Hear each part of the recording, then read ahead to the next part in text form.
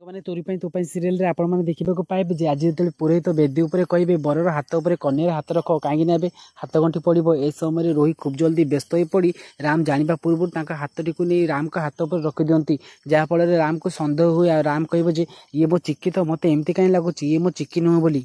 ଏପଟେ ସିନରେ ଆପଣମାନେ ଦେଖିବାକୁ ପାଇବେ ଏପଟେ ରତନ ଆଉ ମାଧବୀ ଜେଜେବାପା ଆଉ ଚିକି ଉପରେ ଗୁଣ୍ଡା ଲଗେଇ ସେମାନଙ୍କୁ ଧରି ନେଇଥିବେ। ଆଉ ଏତେବେଳେ ରତନ କହୁଥିବ ଯେ ବାପା ଏଥିରେ ମୋର କିଛି ବି ଦୋଷ ନାହିଁ, ଯାହା ବି ପ୍ଲାନିଂ କରୁଛନ୍ତି ଏଥିରେ ମା ଅଛନ୍ତି, ଆପଣ ମୋତେ କ୍ଷମା କରିଦେବେ। ଆଉ ଏ ସମୟରେ ଜେଜେବାପା କହିବେ ଯେ ଆରେ ରତନ ତୁ ଯଦି ଏବେ ମୋତେ ନ ଛାଡ଼ୁ ତାହେଲେ ମୁଁ ସତ କହୁଛି ଘରକୁ ଗଲା ପରେ ତୋତେ ମୁଁ ତେଜପୁତ୍ର କରିଦେବି, ଆଉ ସମ୍ପତ୍ତିର କିଛି ବି ଭାଗ ତୋତେ ଦେବିନି। ଆଉ ଏହାପରେ ରତନ ଆଉ ମାଧବୀ ପୁରା ଡରିଯାଆନ୍ତି। ଆଉ ଏପଟେ ସିନରେ ଆପଣମାନେ ଦେଖିବାକୁ ପାଇବେ ପୁଣି ଥରେ ପୁରୋହିତ ବେଦୀରେ କହିବେ ଯେ ଏବେ ବର ଆଉ କନ୍ୟା ସାତ ଫେରା ନେବେ।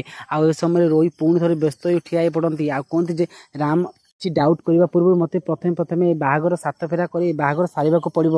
ଆଉ ଏଥିମଧ୍ୟରେ ରାମ ମଧ୍ୟ ସନ୍ଦେହ କରନ୍ତି ଆଉ କୁହନ୍ତି ଯେ ଏ ଝିଅ ବାରବାର କାହିଁକି ଠିଆ ହେଇ ପଡ଼ୁଛି। ତେବେ ଫ୍ରେଣ୍ଡସ୍ ଆପଣମାନଙ୍କୁ କ'ଣ ଲାଗୁଛି, କ'ଣ ସତରେ ଚିକି ଆସି ପହଞ୍ଚିଯିବ? ଯଦି ହଁ ତାହେଲେ ଆମ ୟେସ୍ ବୋଲି କମେଣ୍ଟ କରନ୍ତୁ।